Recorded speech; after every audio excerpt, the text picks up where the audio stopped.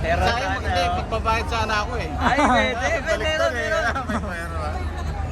So, I'm Luis Salazar from Buo Malayan Ganges, Laguna. And I'm here with... Mr. Joey Tiberico. So, ang first question po namin is, what marketing strategies do you offer on this year of 2025? Okay, with regards to the general condition of the market, ang MPP Travel ko, sorry Sige na po. Kasi ano bang pag-usapan natin, MPP Travel or travel industry in general? Yung company po. Yung sa amin? Opo. Sige, okay. Okay. Ito lang po namin. Sige, bahala na kayo. Opo. Tatawa eh. Tawag dito. Okay, for this year, we're planning to focus on not only to B2C or business to consumer strategy, but we would like to start as well the B2B, business to business strategy. Anong magiging impact nun sa current namin market scenario? Sa business, ang mangyayari ngayon, we will be able to widen our reach, market reach. So, we would like to partner with other entrepreneurs or people who are interested to do travel business at the same time. So, andarito kami para tulungan din sila na makapag-start sila ng isang travel agency or tour agency. Pangalawa, ang mangyayari nito, we will be partnering also din sa mga kapwa namin travel agencies para mas lalong dumami yung products and services na pwede namin i-offer sa mga clients namin.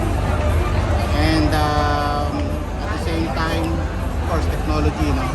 Importante ngayon, we really need to embrace technology.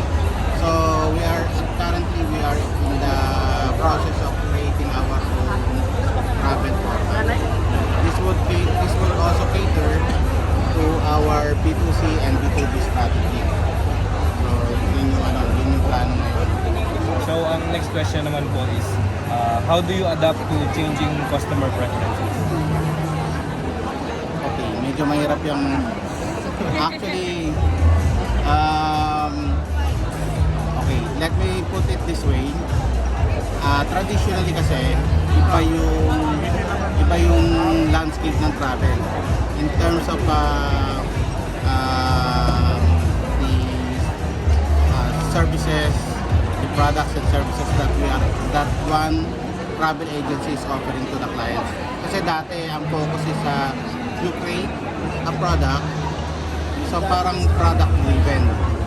So ang nangyayari in the past, kung ano yung i-offer ng travel agent, yun yung binibili ng market. But this time, I think it has changed. Lalo na nung after post-pandemic, nangyayari ngayon is yung mga customers, because of the presence of the internet, information, AI, especially ChatGPT. Magaling ako. Nagawa ko nga yung feasibility study, ChatGPT. Pero okay, ang kagandahan kasi ngayon, dahil sa open information, open channel information sa merkado, yung mga passengers or yung mga customers, they become more aware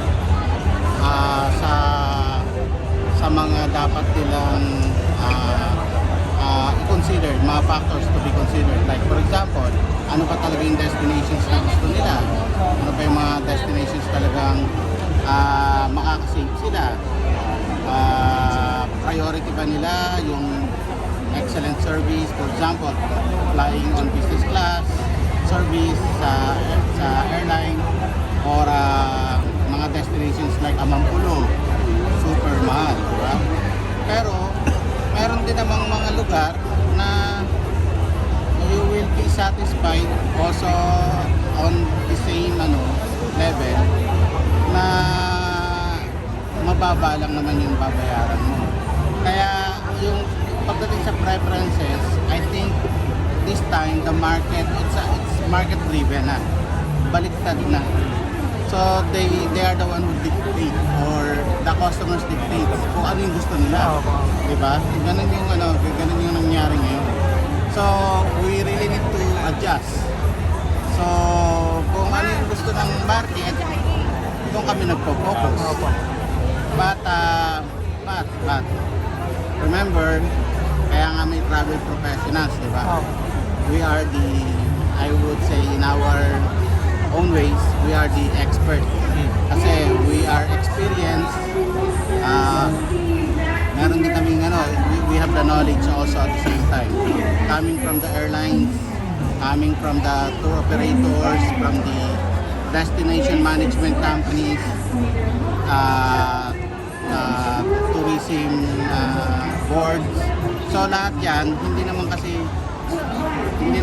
syempre mga individuals, no, mga passengers or mga customers, they don't have that kind of time, luxury of time to study the whole thing.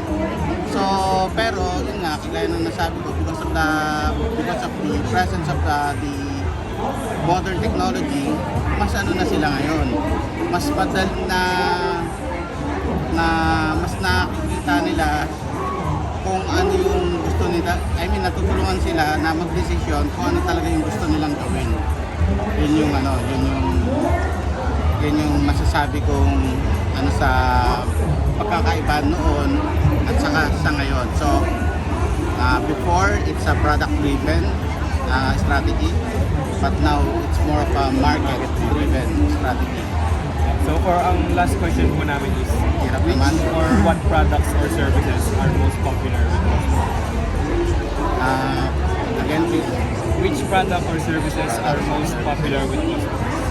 Okay. Kasi travel is composed of so many things eh. So bawat customer kasi, like here for example, in this event, no, meron pupunta rito mga customers na ang gusto lang nila visa, because they do know their destinations. Meron silang kamag-anak doon, may kaibigan sila doon sa destination na yun. Halimbawa kung pupunta sila ng US, so ang kailangan lang nila visa. Or yung iba naman, may visa na.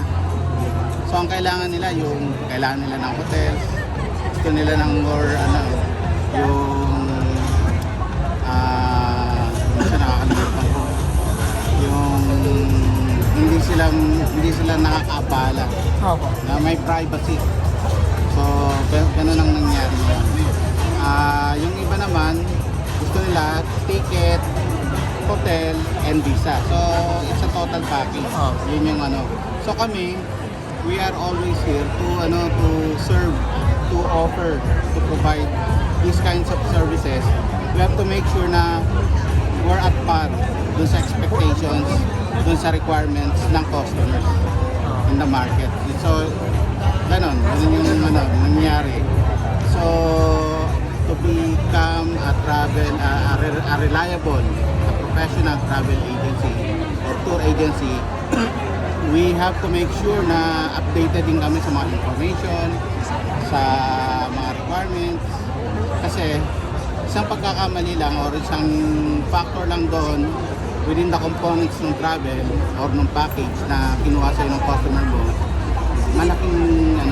magiging isang malaking problema. Maliit na factor or maliit na mismo yung isang maliit na bagay, pero may impact yun. At ang magiging impact nun, baka hindi na bumalik sa yung customer. So we really have to make sure na na-achieve namin hindi lang namin na-achieve yung satisfaction niya, but we excel. So customer service excellence is the name of the game pa rin. Okay, technology plays a vital or important role.